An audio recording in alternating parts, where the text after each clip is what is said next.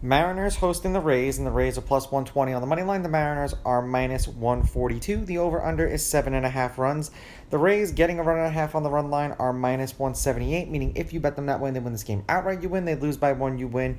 And the Mariners laying a run and a half on the run line are plus 140, meaning if you bet them that way, they have to win by two.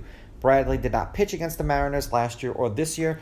The Rays are 5-5 as a team in his last 10 appearances. He's averaging 4 2/3 innings pitched and 6.5 strikeouts per game in those last 10 games. Castillo pitched once against the Rays last year. It was when he was still with the Reds. 7 innings, 1 run, 1 earned. They won that game 2-1 in 10. He struck out 8 batters. The Mariners are 3-7 as a team in his last 10 starts. He's averaging 5 2/3 innings pitched and 7 strikeouts per game in those games. So if both of these pitchers are on, it should be a low-scoring affair. Now, head-to-head, the home team is 5-5.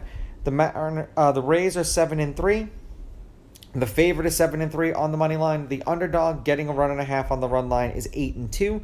There have been 6 one-run games in their last 10 meetings. The over is hitting their last 2. The over is 5-4-1, and the over/under at 7.5 runs is 5-5. And for those who are concerned about the wind, it's blowing in towards right field, in between the hole between first and second base at 8.1 miles per hour. The game they played today, the Mariners won 8-3. The game they played yesterday, the Rays came back at like bats out of hell and won 15-4. Those are the 2 games they played against each other this year. The Mariners are 3-1 in their last 4, 6-4 in their last 10. The over is hitting their last 2 games, and the over is 7-3 in their last 10. There's been a total of 5 runs, 7 runs, 19 runs, and 11 runs in their last 4 games. 3 runs and a win, 6 runs and a win, 15 runs and a win, 3 runs and a loss. Oh, forgive me, that was for the Rays.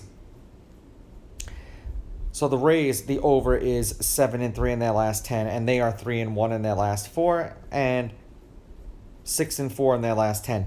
Now on to the Mariners. They are 1-3 in their last 4, and they are 4-6 in their last 10. The over has hit in their last 2 games as well, and the over is also 7-3 in their last 10 games, so really didn't make much of a difference there. There's been 11 runs total, 5 runs total, 19 runs, and 11 runs. 4 runs and a loss, 1 run and a loss, 4 runs and a loss, 8 runs, and a win. Castillo was one of these guys that when I pick with him, he screws me, and when I pick against him, he screws me. But I'm going to take the Rays here as the underdog. Rays with the money line, Rays getting the runs, and I'm going to go over just because I think the over-under is too low. These are just my picks. If you disagree, please go with your gut, and please bet responsibly.